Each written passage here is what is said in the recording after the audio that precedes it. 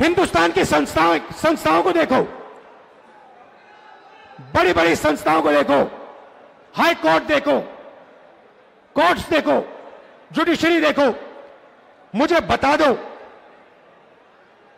दलितों के नाम बता दो, आदिवासियों के नाम बता दो, पिछड़े वर्ग के नाम बता दो, इसमें कहीं नहीं दिखेंगे आपको। मैंने बजट की बात की, मैंने आपसे कहा कि जीएसटी आप देते हो, जीएसटी आप देते हो, मतलब बजट का पैसा आप देते हो। तो मैंने पता लगाया बजट को कौन बांटता है। भाई और बहनों, 90 अफसर हैं। मध्य प्रदेश में कितना पैसा आएगा, कहां सड़कें बनेंगी, कैसे सड़कें बनेंगी, एम्स कहां जाएगा, आईआईटी कहां जाएगी, शिक्षा का पैसा कहां जाएगा, ये सारे के सारे 90 अफसर डिसाइड करते हैं। मैंने इनके नाम निकाले।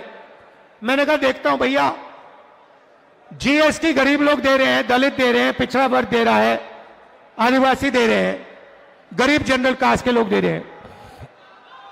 मैं पता लगाता हूं 90 लोगों में से दलित कितने, आदिवासी कितने, पिछड़े कितने। आप हैरान हो जाओगे। पिछड़ों की कम से कम आबादी 50% है देश में। अंदाजा है क्योंकि किसी को मालूम नहीं। 50%, 90 में से 3 लोग आपके। अगर बजट में 100 रुपया खर्च होता है, 100 रुपया बटता है, 100 रुपया बटता है, तो 5 रुपए का निर्णय पिछड़ा वर्ग के अफसर लेते हैं। पीछे बैठा रखा है आपको, छोटे छोटे डिपार्टमेंट दे रखे हैं और कहते हैं चुप बैठो वहां पे, बकवास मत करो, नहीं तो एसीआर बिगाड़ देंगे, करियर खत्म कर देंगे तुम्हारा। 5% भागीदारी, 50% आबादी। 5% भागीदारी, 50% आबादी। क्या यह अन्याय नहीं है? इससे बड़ा अन्याय नहीं है। आदिवासी 8% आबादी, एक अफसर बैठा है, पीछे कहीं कोने में बैठा हुआ है। और अगर 100 रुपए का निर्णय होता है, बजट में 100 रुपए बढ़ते हैं, तो 10 पैसे का निर्णय आदिवासी अफसर लेते हैं। दलित 15% आबादी,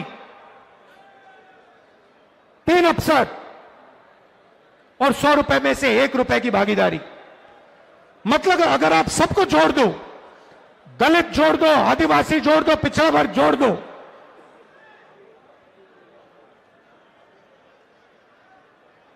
₹6 10 पैसे की आपकी भागीदारी है।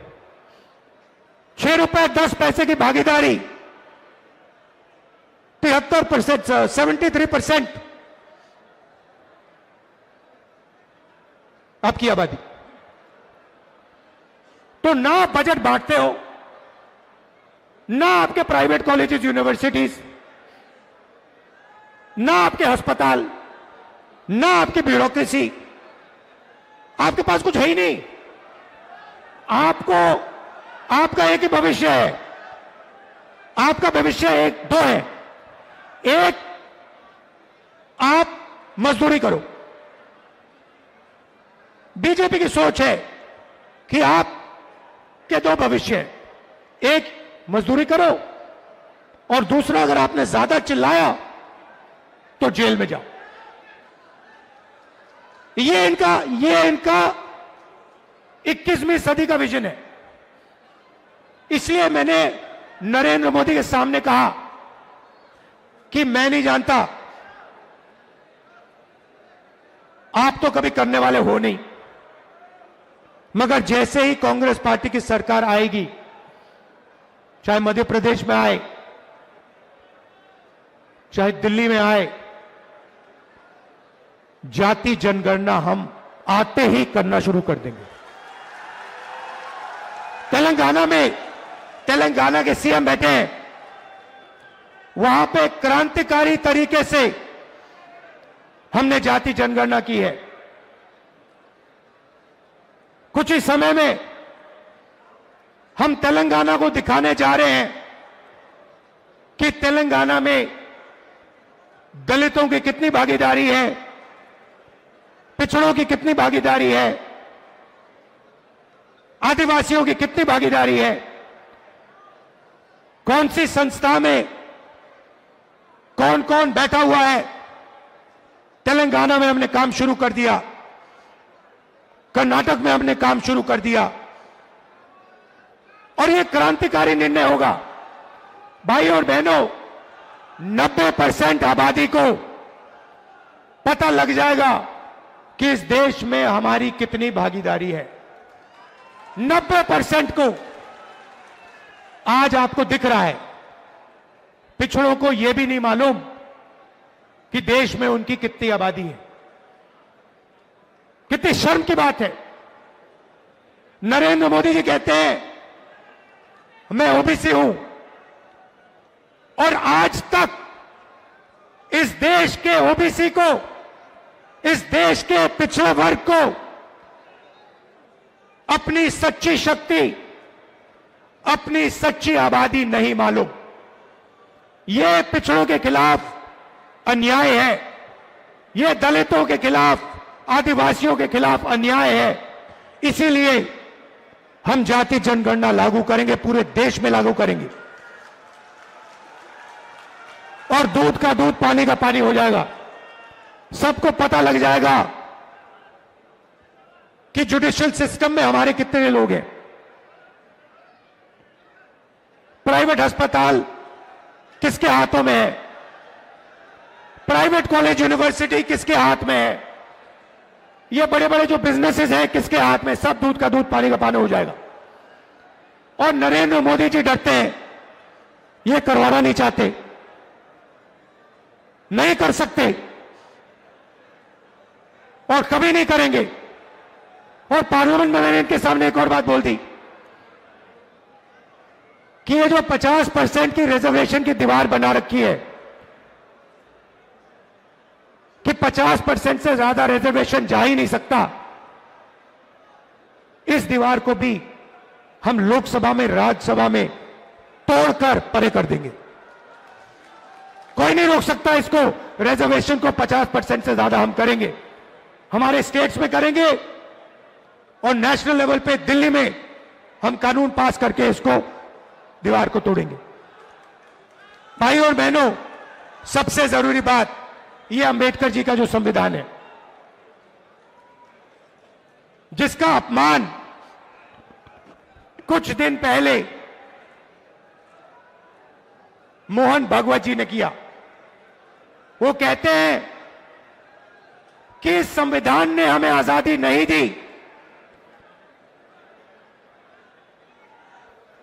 इस संविधान का आजादी से कोई लेना देना नहीं है, क्योंकि उनके मुताबिक आजादी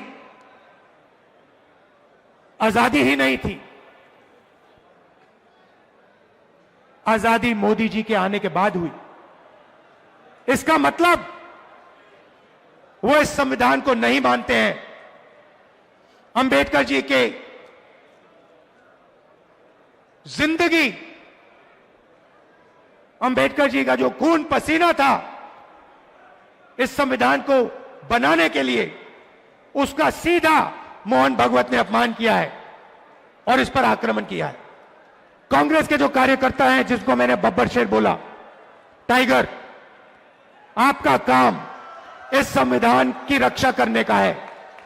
जहां भी आरएसएस के लोग, बीजेपी के लोग इस संविधान पर आक्रमण करते हैं, जहां भी वो गरीबों को कुचलने की कोशिश करते हैं, जहां भी वो कमजोरों को मारने की कोशिश करते हैं, कांग्रेस पार्टी के कार्यकर्ता को वहां जाकर, पत्थर जैसे वहां जाकर खड़ा हो जाना चाहिए, चट्टान जैसे वहां खड़ा हो जाना चाहिए कि मैं नहीं होने दूंगा, मैं संविधान की रक्षा करूंगा। यह आपका मिशन है। मैं जानता हूं कि मध्य प्रदेश में आप दिल से लड़ते हो। मैं जानता हूं कि आप पर अत्याचार होता है, आप पर आक्रमण होता है। मगर आप पीछे नहीं हटते हो। दिल से मैं आपका धन्यवाद करता हूं, आपके परिवारों का धन्यवाद करता हूं, आपके बच्चों का धन्यवाद करता हूं कि आप हमारी विचारधारा के लिए लड़ते हो। गांधी जी की विचारधारा के लिए, अंबेडकर जी की विचारधारा के लिए, नेहरू जी की विचारधारा के लिए, संविधान के लिए। आप सबका दिल से बहुत बहुत धन्यवाद। नफरत के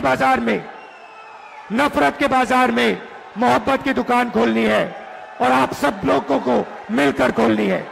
धन्यवाद। जय हिंद। नमस्कार।